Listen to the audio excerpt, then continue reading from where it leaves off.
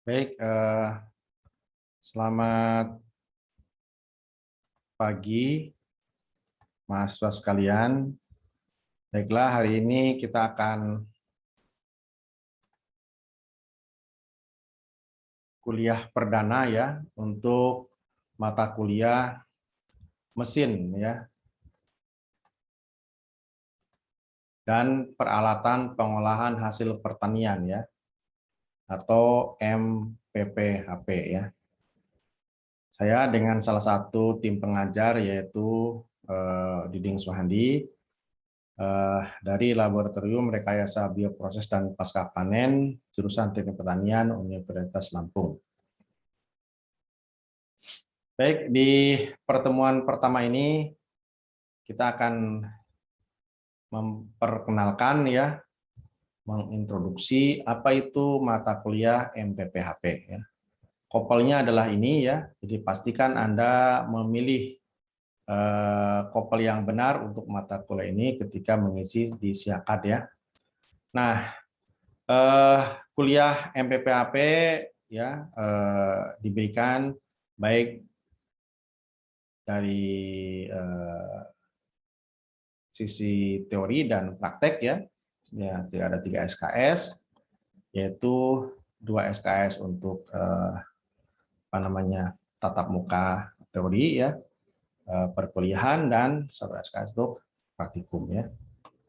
Nah, ini kopel ya atau kode mata kuliah untuk MPPHP, dan saat ini yang mengampu mata kuliah ini ada 2 dosen. Pertama adalah saya, Diding Suhandi, dan yang kedua adalah Pak Sandi Asmara.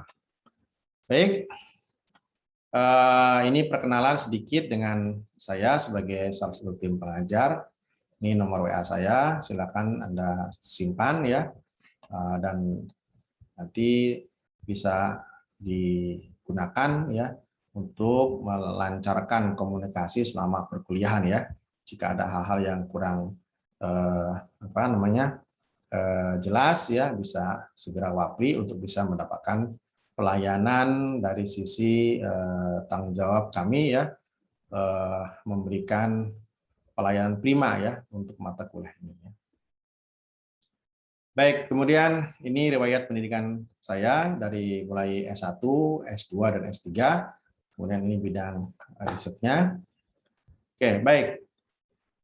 Sebelum Anda masuk kuliah di MPPHP, pertama Anda harus cek ya bahwa nama Anda terdaftar ya di mata kuliah ini.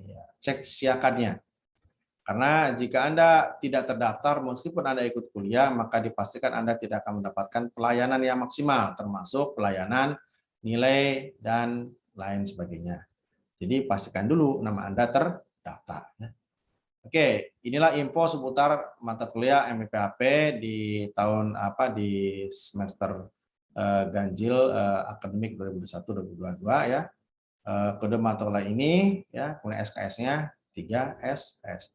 Dan ini adalah salah satu mata kuliah wajib, perhatikan, untuk prodi atau program studi teknik pertanian ya, mata kuliah dengan kopel AB 612216 adalah salah satu mata kuliah yang wajib diambil.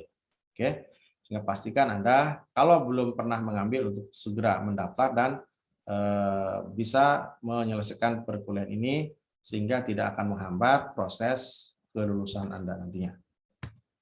Baik, secara umum tujuan perkuliahan ini adalah agar mahasiswa dapat memiliki apa saja pengetahuan ya aspek kognitif terkait prinsip pengolahan pasca panen produk pertanian. Jadi kita fokus bagaimana mengolah ya produk pertanian, di situ ada prinsip-prinsip pengolahannya yang harus diikuti ya. Baik itu terkait dengan alat atau mesinnya maupun proses-proses yang terlibat ya, termasuk di dalamnya adalah proses pindah panasnya ya. Karena sebagai besar pengolahan ya pasca panen itu melibatkan energi atau pindah panas ya. Termasuk di dalamnya ada proses pengecilan ukuran, pengeringan ya, ini pasti melibatkan panas, pendinginan ya, pindah panas juga, pembukuan, distilasi ya, dan seterusnya ya. Nah, kita akan fokus ke mesin dan peralatan ya yang digunakan pada proses-proses tersebut. Ya. Pada proses pengecekan ukuran, pada proses pengeringan, pendinginan, pembekuan dan seterusnya. Nah, salah satunya yang menjadi fokus kita untuk semester ini itu adalah mesin dan peralatan yang digunakan pada pasca panen buah kopi atau biji kopi.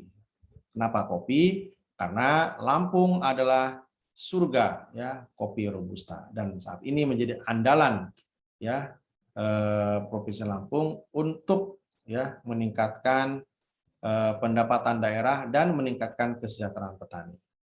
Ya, kita sebagai salah satu stakeholder ya di Provinsi Lampung yang ikut bertanggung jawab ya untuk mensukseskan program pengembangan kopi berkualitas, maka untuk mata kuliah MPPHP juga salah satunya akan kita fokuskan ya untuk memberikan bekal kepada mahasiswa terkait dengan berbagai mesin dan peralatan pasca panen yang terkait dengan pengolahan kopi ya dan industri kopi. Oke. Nah, karena ini memang pandemik ya, maka metode perkuliahan ya dilakukan secara ceramah ya, diskusi, tanya jawab dan seterusnya, tetapi memang secara online ya. Jadi masih diberikan secara online. Perhatikan ya. Mudah-mudahan semester depan sudah bisa langsung tatap muka ya. Oke, dan ini beberapa referensi yang bisa Anda baca ya. Bagi yang kesulitan mendapatkan buku-buku referensi bisa kontak dengan kami ya. Ini salah satunya ya referensi yang digunakan. Kemudian buku ini juga ya, Post Technology and Food Process Engineering, atau juga buku ini ya yang juga digunakan untuk perkuliahan MPPHP ya. Nah, untuk penilaian ya, kita ada 4 komponen. Pertama ada UTS, ujian tengah semester, ada UAS, ujian akhir semester, ada kuis dan tugas ya.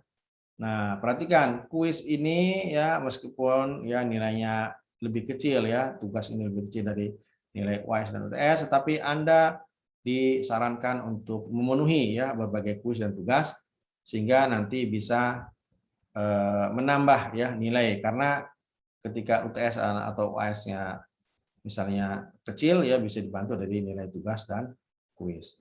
Dan ya ini terakhir ya bonus bagi mereka yang rajin ya hadir kuliah, kita akan memberikan aspek penilaian juga kepada kehadiran mahasiswa ya.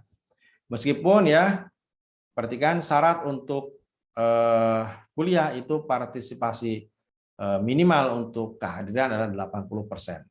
Jadi minimal Anda 80%. Jadi kalau kurang dari 80% kehadirannya, maka dipastikan Anda tidak akan mendapatkan pelayanan UTS maupun AS. Begitu juga dengan praktikum ya. Oke, ini praktikum maksudnya ya. Itu maksimal ya harus tercapai sebesar 100% ya. Jadi tidak boleh tidak hadir kecuali ada keterangan ya yang memang bisa dipertanggungjawabkan seperti sakit dan seterusnya. Untuk penilaian kita mengikuti peraturan akademik ya. Jadi untuk A ini nilainya lebih besar atau sampai dengan 76 dan seterusnya ya. Jadi kita ikuti panduan ini ya.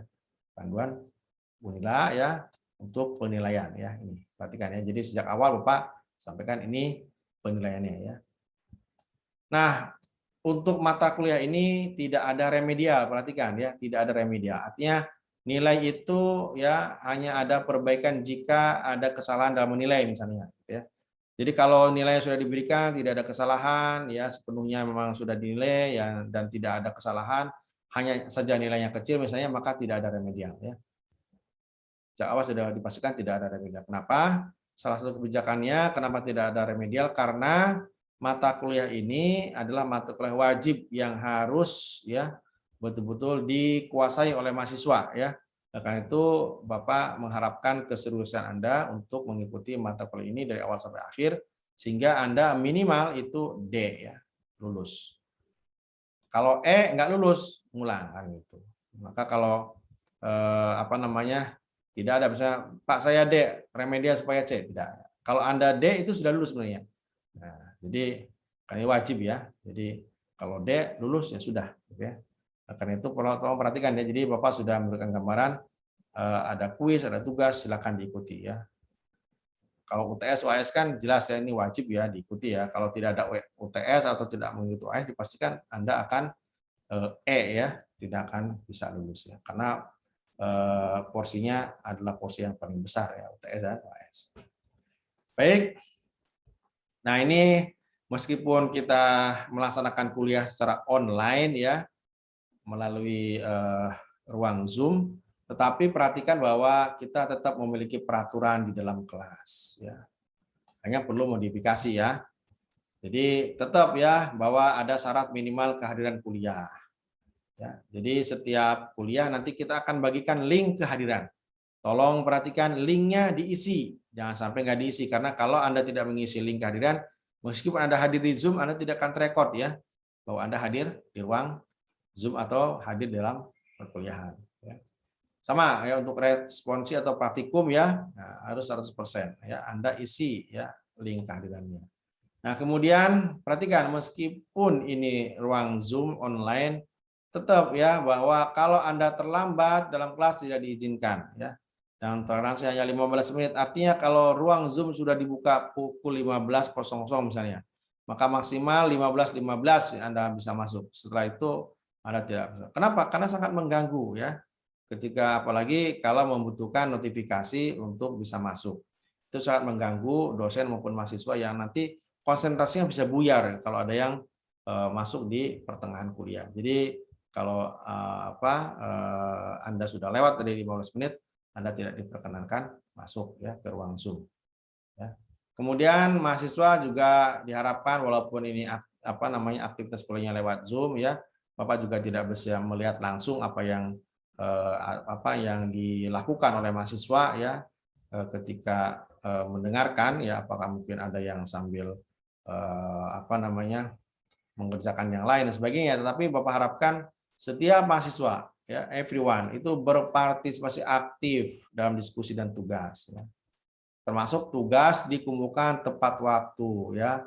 Tugas akan diberikan lewat aplikasi Google Classroom ya yang sudah nanti dibagikan dan nanti join ya kemudian nanti tugas diberikan di GCR ya Google Classroom dan dinilai ya lewat Google Classroom sehingga nanti akan terekod dan akan juga terbaca siapa yang on time, siapa yang delay atau terlambat ya. Bagaimana kalau terlambat Pak? Ada pengurangan nilai ya. Nah, kemudian mempersiapkan diri ya membaca materi ya sebelum kuliah, sebelum praktikum mulai. Kemudian menghadiri ujian. Nah, ini kalau ujian itu wajib ya, maksudnya ujian itu UTS UAS ya. Kalau kuis ya tugas-tugas itu ya Anda kalau memang membutuhkan silakan hadir ya. Kalaupun tidak ya nggak apa-apa. Hanya resikonya nilainya mungkin nanti akan kecil kan gitu. Kemudian perhatikan meskipun online ya, Bapak harapkan Anda tertib ya, tidak makan dan minum selama proses perkuliahan atau pembelajaran ya. Meskipun ya kadang ya Bapak menemukan ya ketika sedang kuliah itu sambil makan dan sebagainya itu tidak baik ya meskipun online ya. Oke, yang terakhir memakai pakaian yang rapi dan sopan ya, meskipun online tetap ya aspek kesopanan diperhatikan. Jadi jangan pakai kaos oblong atau bahkan ya mohon maaf ya ada kadang mahasiswa yang kemudian pakai pakaian yang tidak sopan. Nah, ini secara normatif ya mohon diperhatikan ya. Jadi meskipun online tetap ya kita seperti kuliah biasa yaitu menggunakan atribut ya pakaian yang sesuai dengan peraturan akademik di Universitas Lampung. Oke.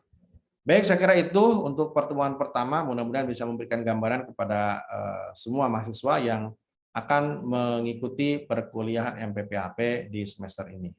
Oke, terima kasih atas perhatiannya. Bapak akhiri. Alhamdulillah. Assalamualaikum warahmatullahi wabarakatuh.